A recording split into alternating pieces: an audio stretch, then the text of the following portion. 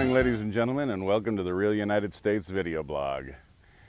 We're in Fort Pierce, Florida, and I'd like to welcome you to 1861. We're here for the Fort Pierce battle reenactment of the Civil War. Now, there never actually was a battle in Fort Pierce. This is a reenactment as an educational tool that's used to educate both students and adults about some of the ways of life and the ways of battle that happened during our Civil War between 1861 and 1865. Now, Florida was one of the Confederate states. They were the third state to secede from the nation in 1861, and you'll see some of the field artillery here behind me that one of the officers has promised me we will get a individual demonstration for you later on today that hopefully you will enjoy. And in the interim, we'd like to show you around the encampment. One of the things that was common in the era of the Civil War were merchants, and what they were called were sutlers.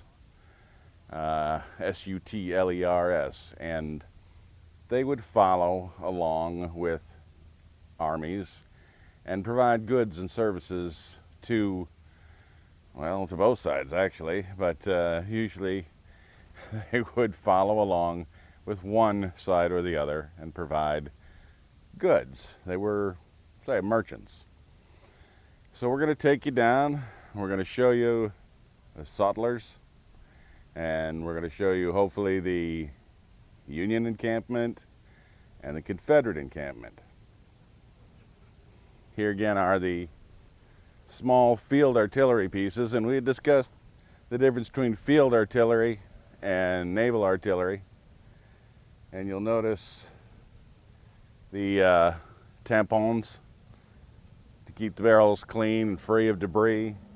These particular tampons are held in place with a set of leather straps and buckles to keep them in place while you're moving these. Normally these would be hooked to another two-wheel wagon called a caisson to form a four-wheel wagon, so these could be pulled by a team of horses over a long distance. And as you pan down here, you begin to see the 1860s encampment. Now, these people are all volunteers. They're not paid for this. This is something that we do in the United States as a hobby, and both for fun and for education. And the interesting thing about that is that Civil War reenactments, the American Civil War reenactments, are not just in the United States. You'll find Civil War reenactments in countries around the world. Places you would never expect have reenactments of the American Civil War.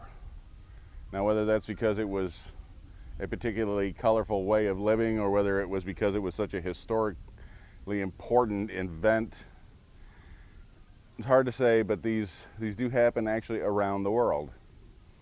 So let's wander on down and take a look at the encampment. You notice the period tents.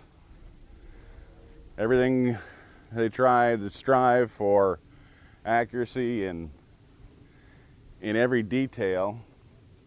Here you'll see some of the equipment that they're going to demonstrate later, the artillery pieces and the different types. This we had discussed in previous. This is grape shot, and how grape shot would look. These smaller pieces that would be loaded a bunch in the cannon at once, and the cannon swab. This is again to dampen the barrel so there's no premature detonations, and this is a wad cleaning tool, which I'm sure that our cannon crew, when they get here, will explain this to you in greater detail.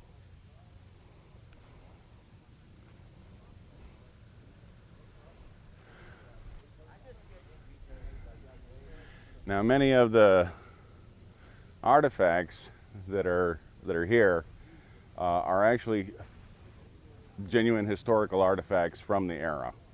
They're not reproductions. They're pieces that have been preserved and are brought here, again, as educational tools for everyone. Some of the things you'll see are recreations. Certainly the things, some of the wooden structures and tables and things that have been built in modern times, but as close as possible to the original standards of the day. And today, incidentally, is a Friday. The actual battle reenactment will be tomorrow. And what you're going to see today is today's school days. Today is a Friday, and many of the local schools and homeschool children both have come here to listen to lectures and demonstrations by some of the reenactors that have come down here on Friday, specifically for the purpose of educating our young people about the history of our nation in what was a very violent and bloody period in our history.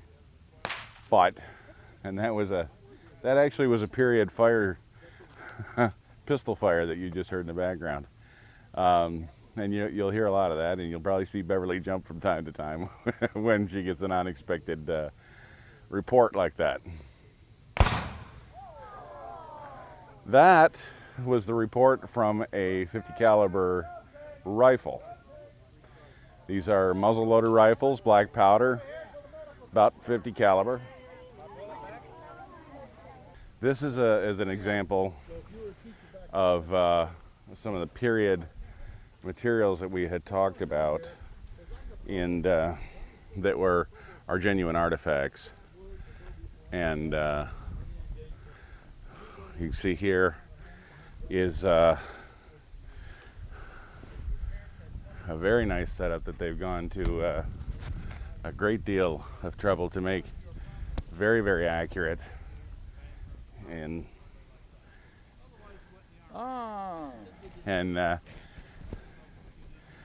so now we have a small treat for us, I hope. And we're here with, sir, you are?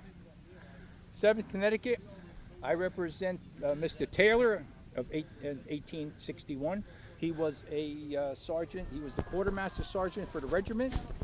And over here we demonstrate laundry, cooking, supplies, all the equipment soldiers carrying what they had, and we have surgery. So we do a little bit of everything. My wife and I were the only ones that do this. So what it is we really, really try to have it for the kids, and history is always good for children. Yeah, it is. Yes, it is. Yes, it is. And no matter how much money you put into it, I am loading here's a little thing. I'm loading this cartridge for the kids when the next room they come. These here were just like a magazine, and I'll show you the weapon they went into. They went into the Spencer, and the Spencer, President Lincoln in 1861 decided to remake these as fast as possible, put them in production, in other words. Mm-hmm. What they did was you open up the back, you put the bullets in here. This would have been, where is it? This would have been the 56 caliber that would go into the back of the receiver here. Mm-hmm. And then you put 7 of them in, you push the ramrod in, and then to load it, let's do this. We could do it this way. We got it this way, we got it this way. We pick this up, put this in this way. I should have did that in the beginning. Here we go. You chamber it, then the round goes in. See it? Yeah.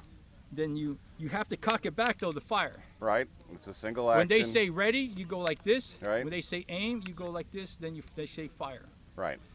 Then this way the round comes out. The next round goes in. The round comes out. That's how they did it. The 7th Connecticut, we got these weapons December of '63. Okay, fairly late in the war then. Yeah, but you have to remember there was over 25,000 7 Connecticut's, because there was first, second, third, fourth, fifth, seventh, Right. all the way to 20th. Right. Only 3 regiments did not get these weapons by the time of the end of the war. But most of all our remember, these weapons didn't come from our president. These weapons came from our governor. Everything that we have is from our governor. It ain't from the president. We're Right. volunteers. Right. So the governor, our home defense now is the same thing volunteers in the Civil War. When the war was over, we were gone. And that's an important thing to remember, folks, that it wasn't as structured as it is today. A lot of what happened was controlled by the states. And while granted that the war was run by the federal government, a lot of what happened through the states and through their governors. So that's a rather important point to remember. But here's the thing to remember too, sir. Our flag has the eagle and 35 stars. Our other flag has the eagle on it on top of the shield of Connecticut. When we go into combat, we go with our Connecticut flag. We don't go with the U.S. flag. Okay. Our troops today go, you know, when the president walks down, you see the blue flag with the eagle? Right. That's federal troops. Right. Now, when you see in combat, Right. when they have federal flag, Right. that means they're, like, let's say today's Army, the 1st Cav, Right. 82nd, they have the blue flag with the eagle. Right. But now, when our reservists go to war, they carry the American flag and their state flag. Does that make They sense, don't go folks? to war under the president. They Right. go, even though he's in charge, they still are confined to the governor. Right. And that ruling is still of today. Yep. Yeah, we have what are called reserve troops, and those are under the command of the governor of the state. And he releases command to the president, but they have to take their state flag into their headquarters, because that's their battle flag, is the state flag, not the military flag. So there is a difference in flags, and people don't realize. When the president marches down the steps and you have all those ribbons are his troops. That's all his command on each ribbon. It's amazing how people don't realize the little things like what it's there. It's not because the president's waving all these ribbons because he did something. This is our country. Right, and it's the same. It's tradition. Yeah, it's tradition, and there's a great science to vexillology, which is the study of flags, Yes. that we will cover probably on our other channel for those of you that happen to also watch Your Gov Non-Part, and but we'd like to thank you very much, sir, for your time. No problem. And we appreciate the explanation, the detail, and your service. Thank you. Thank I was you. in Vietnam. I was in the 1st Cav. Well, then, thank you for your service, Here's sir. something that Here's a nice pot that would have been stew pot. They cooked a lot of beans. Beans provide a huge amount of the both the bulk and the protein that was used in the Civil War. And so you'll see a lot of this where the beans make up the bulk of the diet with some meat for proteins, but and some stews, chilies maybe, but largely these were for cooking white beans. They weren't sauced and everything. These were just plain cooked white or red beans. One of the things that we don't think a lot about in the Civil War was the fact that laundry had to be done. And not just because people got dirty, but it was to stop the spread of disease. Lice was a terrible problem, which carried disease. Laundry was important. Laundry was done in rather crude circumstances, often with very harsh soaps containing lye, or sodium hydroxide, rather caustic compound.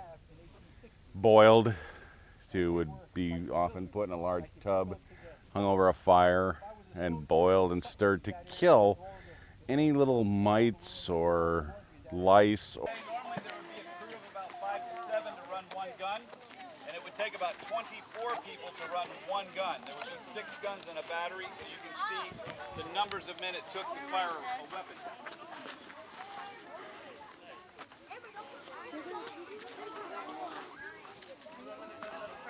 And I'm going to try and get this particular demonstration.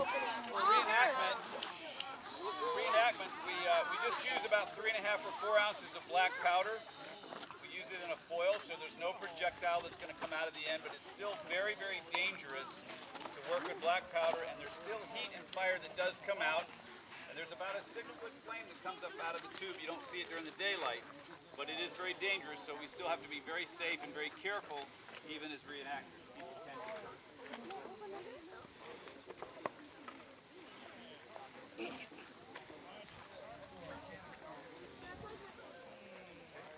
Now the implements that we're using, if you notice the soldiers working at the front of the gun, this was a very dangerous place to be, but these are called muzzle loader guns.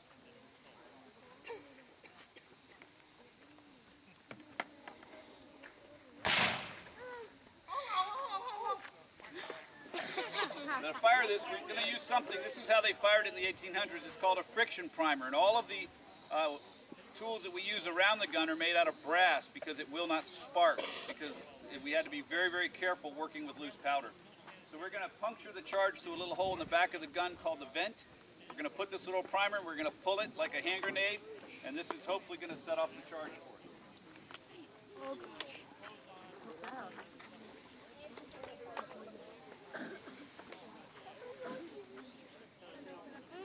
No, I said don't come here. She says just open up the mouth.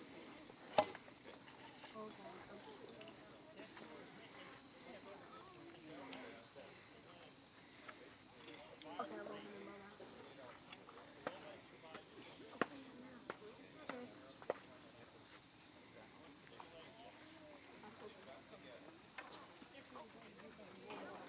We're going to see if I can do any better at this than Beverly did without jumping. This is a lanyard, and what we want to do is get a safe distance away from the gun to be able to fire it. There were a couple ways. We could have used a matchlock fuse, something like in the Revolutionary War. We would have lit this. This is a specially treated rope that would burn, and then we would step back from a distance and fire it that way. But as technology advanced, we were able to use the friction primers with what they call a lanyard. That's what we're going to do today. Now, when my arm goes up, if you have sensitive ears, that's a good time to cover them. And we're actually going to fire in just a moment. Oh, what's down there? Do I hit the record button? Fire in the hole. Gun number 1, ready to fire. Prepare to fire. Fire.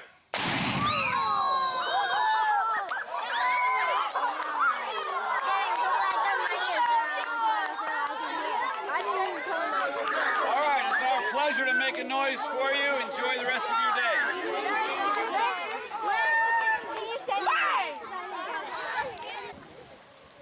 The average cost to fire one of these today, the ball is $10 for a steel ball.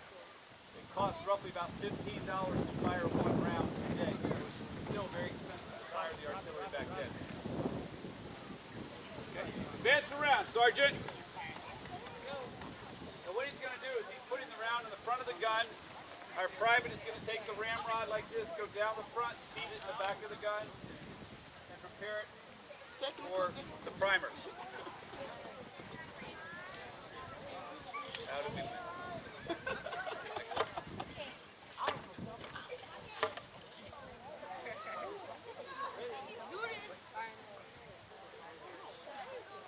Pick and prime.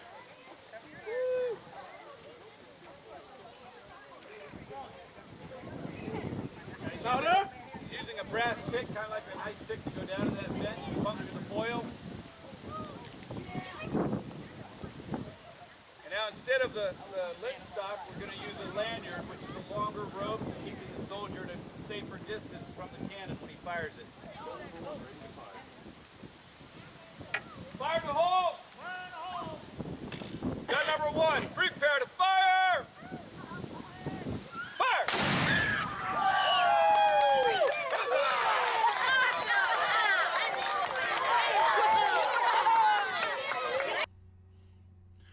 We're going to stop there to keep this episode from getting too long, but there's lots more to come, so be sure and come back and join us for the next episode where we'll pick up where we left off right here at the Battle of Fort Pierce.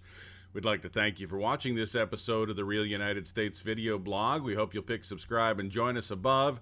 You can find us on Facebook or on MoTube for mobile updates. If you have questions or comments, please leave them in the comments section below, and we'll be happy to get back to you as soon as we can. And as always, thank you for watching.